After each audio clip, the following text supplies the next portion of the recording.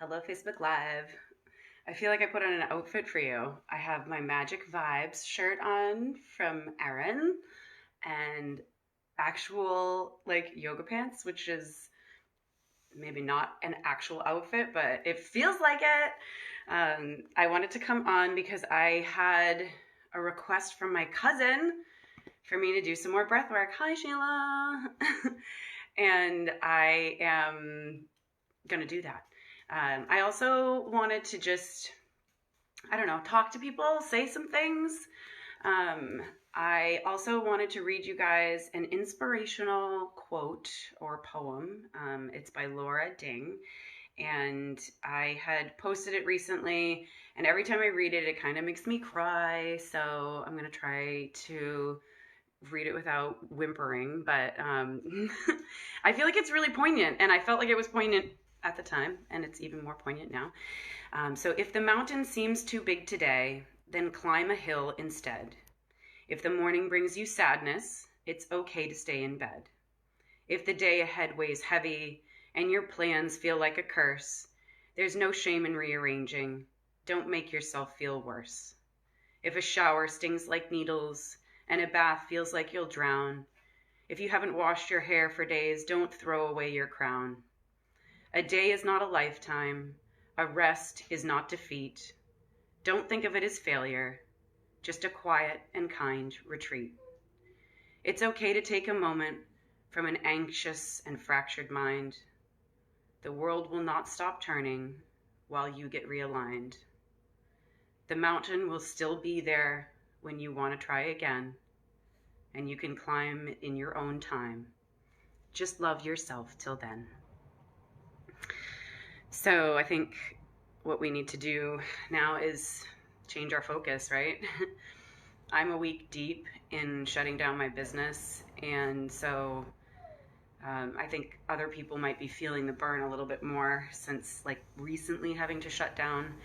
I feel like I've been able to surrender into this a little bit more with this time that I've had.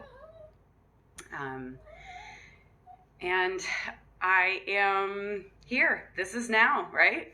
And now is the only moment that we have in life. So I think I just want to try to give a message to people that now, like this moment right now, and then this moment right now, and then this moment right now, somebody's crying for my attention because I'm not looking at him. Is the most important moment that we have, right? It's the only moment that we have. We can live in the past and think about what we could have, would have, should have. We can live in the future, which is really easy to do right now in just like, oh my God, what's going to happen? But there's no way to know. There's no crystal ball. I can say that I feel like I'm pretty well versed on the inner workings of the back end of our world. I tend to go down a lot of different rabbit holes on that subject, and I can say that what's happening is certainly been written in great detail. So I can say that this is a time of major change, and that if you love our planet, then you have to be in favor of this. It's a scary time, and this isn't a video that's meant to make you feel scary. It's a video to show you that, the earth is not going to let us destroy it. It's just not. It's just the universe isn't going to allow that to happen. Some changes are going to need to be made in order for us to be able to be on this earth at the population that we are. We are expending all of our natural resources, and we're just really extremely careless, and all of the incredible natural disasters that are happening just don't shake us the way that they need to create the kind of change that needs to happen for our world to survive. And so there are major changes that are coming our way, and we don't know what they're going to be, and it's almost pointless to just kind of stay in your mind being like, well, what's going to happen? So I wanted to give some just encouragement in that way, just to kind of like let it all go, because we don't know what's going to happen, and all we can do is go out there and like hug a tree really, and just say, I'm sorry. I want you to keep me in your network. I want you to know that no matter what happens here, that, you know, I will be there with you through this, and I will be there for you with support when this is over. And hopefully the world can flourish, the forests will grow, the animals will roam, the air will be pure, the water will run clean, and we'll have a new world that will be a much more beautiful place of sustainability. And I think that a lot of people are going to get a huge wake-up call in the regard of sustainability and sustainable farming, sustainable lifestyles. So with that being said, let's do some breath work. So again, breath work is really important for strengthening your lungs. So I think we can all agree that the number one thing that people are saying is the biggest issue with this is affecting your lungs. So I think one of the other things that's really affecting all of us is just like our mindsets. And I can say I had a really, really, really, really, really, really, really tough week last week. A couple days that were super, super low points. A couple days that were like kind of okay. But for the most part, it was bad. And I know that a lot of you are kind of like there right now. I shut my business down a week ago, so I've got like a little bit more of that under my belt than some of the others. So surrender. There's nothing we can do, right? Just throw your hands up and say, you can control your mind. You can control these moments that you have.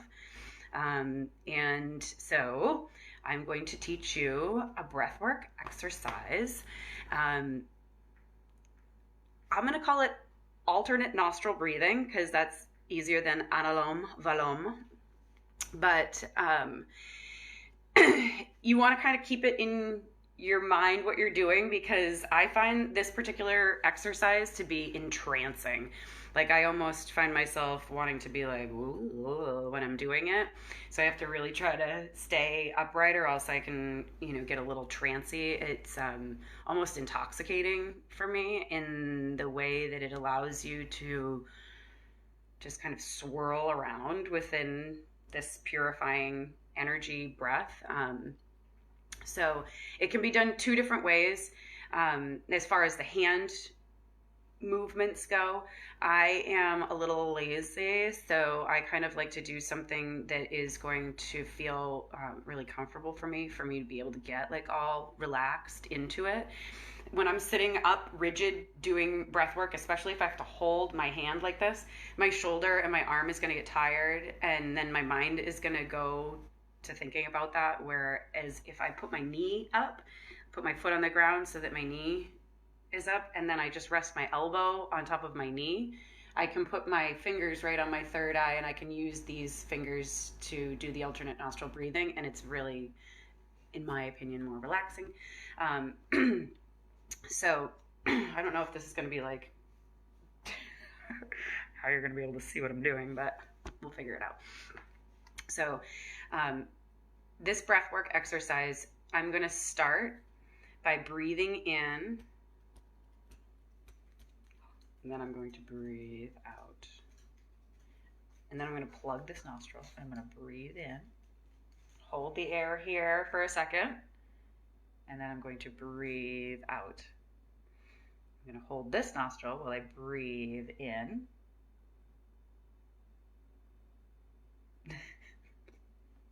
You know what I'm trying to say. Alternate nostril breathing. You want to breathe in and out through one nostril, then in and out through the other nostril.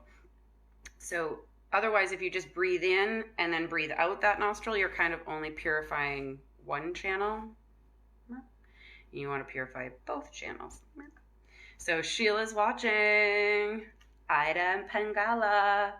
Sushumna. So there are different energy channels that run through your body. You have a center energy channel that's called your sushumna, whatever. It runs along your spine. It is not actually your spine. It is just the energetic fluids and things like that that run up and down your spine. That's like your main energy channel station, if you will. You also have an Ida and Pingala, or Ida and Pingala. I like Ida and Pingala, Sheila, because that's how I learned it from you. But that is your negative and positive charge, your masculine and feminine, if you will. If you see a plug in the wall, and this is like mildly graphic, but there is the plug, right? And then the socket, and the plug goes into the socket, male and female. That's what we're talking about when we're talking about energy. Positive and negative, male and female, are just two other ways of describing it. They do describe that in the electrical world, male and female as well. So it's just a matter of like the electrical circuits, the charges that you have within your body. You run on a massive amount of electricity, and there are different channels that come through the body. And as they come through the body, another thing that Sheila describes is if you see at the mouth of the river, when you can see it good with water, but I mean, you know that it happens energetically as well. But when two bodies of water meet, they kind of come together and they create what's called a vortex. It's like a little spinning whirlpool, if you will, in the spot where those two energies meet each other. They cause this swirling effect. So as those male and female energies intersect throughout the body to try to bring those electrical impulses throughout, they intersect, and in the spaces where they intersect, bing, they create this little tiny spinning vortex. And those little tiny spinning vortexes run the length of your sushumna and are referred to as your chakras. Yeah. So I'm sure you guys have probably heard of chakra systems before. Your energy centers, they are spinning energy vortexes. So what we're trying to do is we're trying to purify those channels. We're trying to purify the masculine and the feminine, bring them into harmony, bring them into balance. And once you find that, when you're out of balance and you're over here and your masculine energies are like, horde, get this and do that, and your feminine energies are like, this is going to be the best thing that ever happened to this world, and we're all going to come out of this with smiles and hug each other. Like, you need to kind of like get those two to just be like, okay, we don't know what's happening, and we're just going to breathe and go for a walk in nature. So we'll get into it. I'm going to do the one where I put my knee up, elbow down. I'm going to put my peace fingers, Kristen likes when I call them that, right here. This is my third eye. So I want to kind of be stimulating that and just thinking in my mind. I'm bringing all this good stuff up. Up. So this finger here can block this nostril, and then the thumb can block the other. Skinned my chin. So when you're breathing in, breathing out, you just move from one nostril to the other. So I'm going to walk you through it the first couple times because it's confusing. And sometimes when I get like googly, I get to the point where I'm like, where am I? Ooh, what did I do? Where am I breathing? So it's okay. It's not perfect. It doesn't have to be. It's the benefit of yoga. And just keep it in your mind what you're doing, really. I mean, visualization is so important. If this is the time that we can get into visualizing anything and everything, that would be great.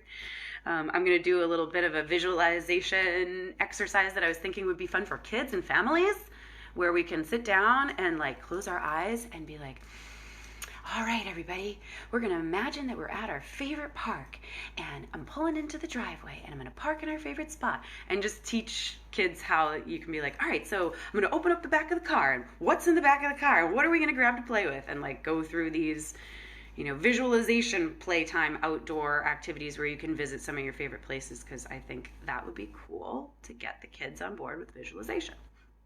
So Analom Viloma is includes breath retention. That's something I talked about in my last video. Breath retention can freak people out, make you feel like you're like, I can't breathe, I'm suffocating, but those are all really important emotional cues that come up anytime that you feel panicked or stressed during breath work. It means that some things are coming up that you need to work through. So try to stick with it if you can. Don't succumb, don't surrender. A lot of what we do in yoga is, again, these are, Meg, hi. These are controlled circumstances. So we are trying to trigger ourselves. We are trying to, react in some kind of a way so that we can control those reactions, because that's all that we can control, right? Is not what happens to us, not what goes on in this crazy world, but the ways in which we react to it. So we get the chance on our mat to sort of stimulate our triggers and see how we're going to react. And, are we going to just say, the minute your ego walks in and says, I don't like this, what are we doing? Do you just put your hands down and say, forget it? Or do you say, like, buzz off, we're doing something valuable, we're learning something, I'm not doing it perfect, I don't care, I can stop doing it, I can start doing it again, and start talking to yourself in a different way. So, again, get myself comfortable. When you're doing breath work, try to sit up on something. Your knees should be down. Your hips should be slightly elevated. I am just sitting on a yoga block. You can sit on a pillow, whatever feels comfortable for you. You can sit in a chair, like if you don't want to get on the floor, if that's not, physically accessible, just sit in a chair. So, again, if you're sitting in the chair, you might want to do something with your elbow so that your arm isn't just hanging. You can certainly do it this way. This is the actual mudra that they want you to use. But I gotta tell you, it's like, I think it's the eczema on my hands, but there's something about this that just doesn't work for me. You can see my fingers, I can't even do the thing. It's like, woo! So I'm gonna put my fingers here. I'm going to breathe in through my left. I'm going to cover my left. I'm going to breathe out through my right. I'm going to breathe in through my right. Cover. Breathe out through my left. Breathe in through my left. Cover. Breathe out through my right. Breathe in through my right. Cover, breathe out through my left. And now I want you to continue doing this. I need to be able to continue describing things, so you keep your hands here and you keep trying to do that back and forth. And as you do it, you'll start to take longer, slower, and more deep breaths.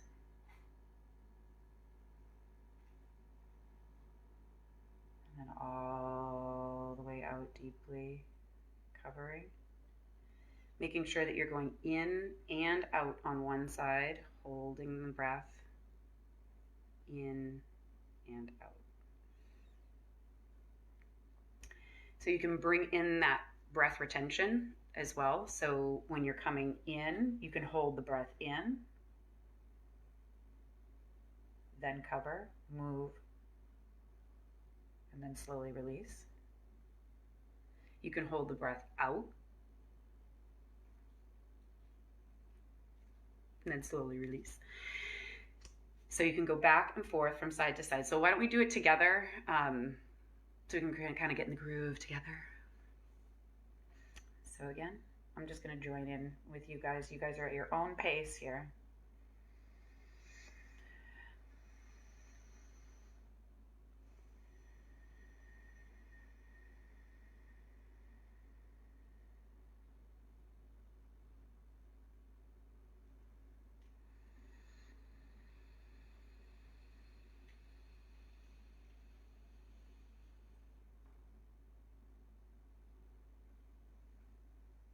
As you hold that breath in, if you do find yourself having a moment of stress or anxiety, just tell yourself that your breath is always there for you.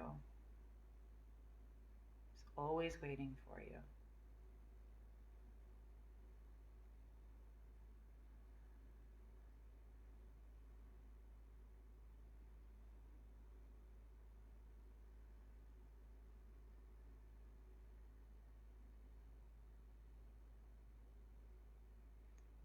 And try to keep your mind free of any distractions while you're doing this too. This is obviously a very meditative practice.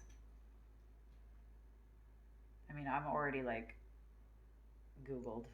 I'm somewhere else.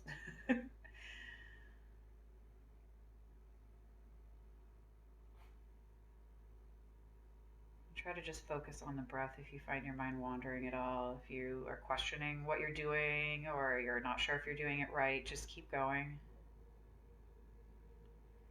Breathing in and out on one side before covering that nostril. Breathing in and out on the other side, covering the nostril. Going back and forth. Holding if you can, allowing that breath. Envision it encircling and whirling around in that third eye, purifying, balancing, and then coming all the way out. And you can also bring in the visualization that when you're breathing in peace, you're breathing in love, you're breathing in light, freedom. And then when you breathe out, picture yourself breathing out any negativity, any stress, any worry, any doubt, fear. And then bring in, again, breathing in love, light, purity. And breathing out that which we don't know, that which we can't control. Breathing in power, strength, determination, being smart. Breathing out the ignorance of this world, everything that we see that we want to comment on, make an issue for ourselves. It's not our business. Breathe in peace and breathe in solitude. Breathe in the embrace of this quiet. And breathe out any feelings that you have that this is not what was meant to be. This is not where we're supposed to be in life. Breathe in the realization that this is necessary.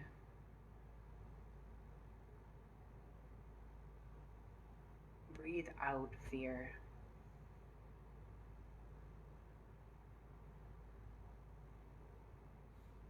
Breathe in and hold, if you can, and hold the image in your mind that when this is all over, who are you going to be in this new world?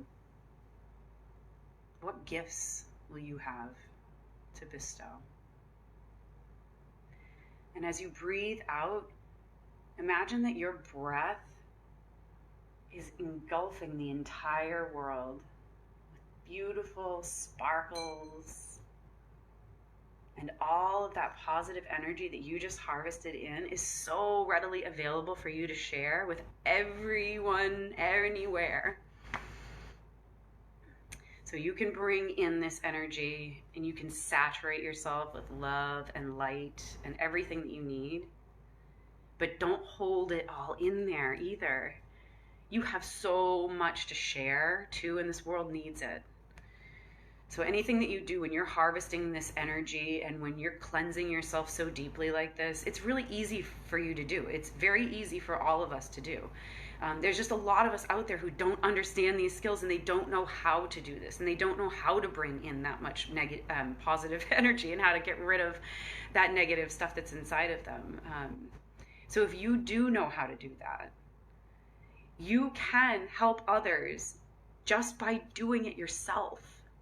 You know, every little bit of positive energy that we can get, every little bit of negative energy that we can dispel and try to bring down will energetically help everything that's going on. So you keeping yourself right, you keeping your mind right, you taking in enough that you feel abundantly are able to share is going to help everything and everyone in this entire process. Um, so, how about a little like yoga pose breakdown treat add on? Because I feel like everybody is doing yoga at home right now. And I encourage that. But I also feel like there's just so much. Like after becoming an instructor, there's like, I'll talk about Tadasana and a forward fold for about 10 minutes here. And I don't think that you're going to be bored by it. But I want to do some pose breakdowns because I think that it's good for you guys to understand alignment cues and stuff like that if you're just going to like wing it at home without an instructor to give you some instructions. So I am going to do, I'll do Tadasana and forward fold because I feel like those are like basics that you have to understand everything. Or not, whatever. They're just basics. And then I would like to do a warrior sequence where I workshop warrior 1 and 2 and some of the variations and kramas. That's a term that Sarah uses. The different stages of like how you can make those poses more difficult or more easy. So I'm going to do the Tadasana forward fold. How's that? You're excited? Okay, so magic vibes, Erin. Okay, so we are standing up straight. Feet are hips width distance apart. So just look down. That means that there's going to be about like a fist's amount of space in between your feet. So roll your shoulders up, down, and back just to kind of get them loosey-goosey. And the next time you do that, leave them in that backwards position, almost like you're trying to crack open your chest and pinch a little pencil in between your shoulder blades in the back. So this is where you want to keep your chest in most positions. You're going to hear instructors say, lift your heart. And what that means is that you almost picture like you have a rope attached to the front of your chest here, and somebody is like, whoop, whoop, whoop. So if you were thinking about your ribs and you wanted to make your ribs do this, so we don't want to be like here when we're doing yoga. We want to be open heart and rolling the shoulders down and back. A lot of times when you do overhead poses, people get up here and they're like, meh. So down and back. Not here. Down, back. Okay. So we're up, we're rolling shoulders up, down, and back.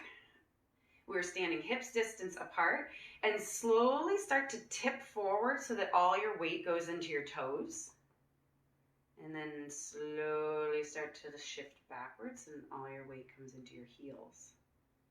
You can go a little bit to the left, a little bit to the right, and then just kind of let yourself do it like there was wind blowing you around and you're just kind of like, whoa, woo-hoo. Feel your equilibrium a little bit, that place of balance where your body is trying to be like, whoa, wait, oh, no, okay, woo. And then find that spot of center. And once you find that spot, relax yourself there. You can use your toes to kind of grip into the mat a little bit so you feel like your feet are active. And then bring that active sensation up and shrug the knees up as well. You're going to pull in, tighten the glutes so that you're kind of, instead of like this, you're kind of like, see that soft little move there? Pulling the belly up, tilting the pelvis back. This is a pelvic tilt. This is a really, really hard move for men. I don't know why. It just is. It just doesn't seem like that's a move that, I think as girls, we're always like, yeah, moving our hips around, but guys don't do that as often. So this is a move to practice as a guy in general. But so just not anything crazy. You're not going to be like here, just tucking slightly, being aware, really pulling in through the belly, rolling the shoulders down and back. And then you can roll the palms towards the front of the room. And when you see in yoga, we're always like, bang! You know, our hands are very expressive and bright. Bing!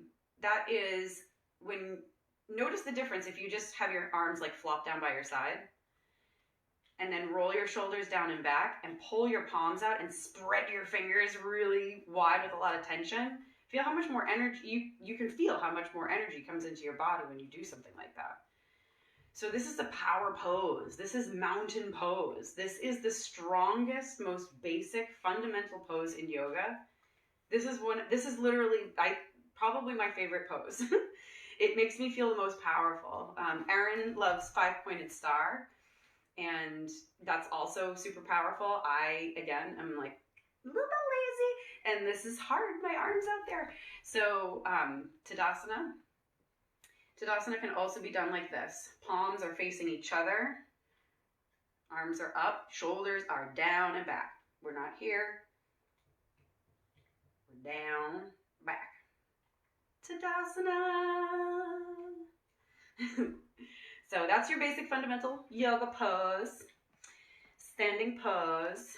So now I'm just moving it to the side. Same thing. Moving it this way. All same alignment, shoulders, hips, knees, ankles, perfectly aligned. Doo, doo, doo. And now, onto the forward fold. So, we're placing our hands at our hips, and our hips are not up here. That's your waist. This your hips, okay? See those things here? This is waist, this is hips, okay? So we don't bend from a waist, like this. And then you're like, I can touch my toes, I don't know. Okay, we're bending from the hips, and we're hinging, like a hinge. And so put your hands so that your fingers are kind of in the front there, so you can really feel that like hip hinge. And just come a little bit forward. So again, hips, over knees, over ankles. Folding forward is not this. Boom, butt goes way out and back. Wait, like, so see, when I go to go forward fold and I'm like here, my butt's way back there and my knees are here. And that's not a straight line. That's butt way back there. So I have to try to keep a straight line. Whoa, now I feel like I'm gonna fall on the face, right? So that just changed the entire dynamic of this pose. So now take your hips and just come forward a little bit, because I want you to feel how that feels. Like you feel like you're gonna go, woo, falling forward here. It's kind of like, I'm going over the cliff. You are trying to keep those hips right above the knees. This is making it easy on yourself. You come here. See? Forward folding from the hips without sticking your bum out. If you can come down to here, yay! I don't have incredibly flexible hamstrings. I can touch the ground. This is the straight leg forward fold. If you want to bend your knees, you bring your knees all the way in and you lay your chest down on your knees like this. So this is still a forward fold, and this is definitely still okay, and this is where you'll go a lot of the time when you're doing things. And you bend, and you ragdoll, and you swirl your fingers around, and you do all these different things, and you relax. This is the straight leg forward fold. So you don't have to touch the ground. You can be in straight leg forward fold like here. Let your arms dangle, blah, blah, blah. Just allowing your hamstrings to stretch a little bit more, because it feels great. You feel that all the way up into this part of your lower back too. It's really nice. And especially for me up in my thoracic spine, my cervical spine. I love forward fold. I go into a random forward fold like in a crowded public place, in a bar, in places that I will no longer be going to, but you'll see me forward folding all the time, because even just standing around, you know, I shift my weight a lot. I'll stand like this a lot, and after a while it compresses my lower back so much that I'm just like, I need to forward fold. Okay, so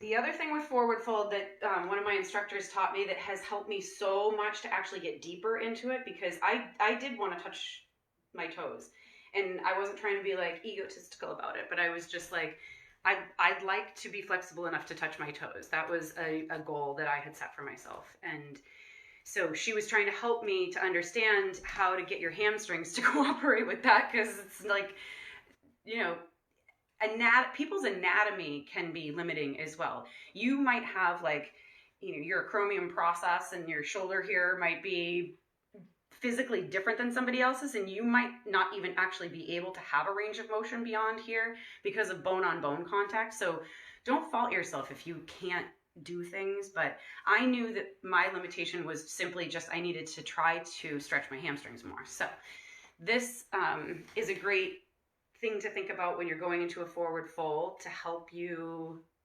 try to elongate your hamstrings a little bit more. So again, you come here, come just slightly forward. Now push your heels out towards the outer corners of the room. And when you do that, you really feel this spreading happening across the backs of the legs. And there's something about that that like opens you up. And all of a sudden you've got like way more flexibility in your hamstrings. We are filming, sir. So try doing that. And when you're down here too, just keep pushing the heels towards the outer corners of the room, towards the far walls. Pushing those heels open and opening up through the back of the legs. It actually feels really good.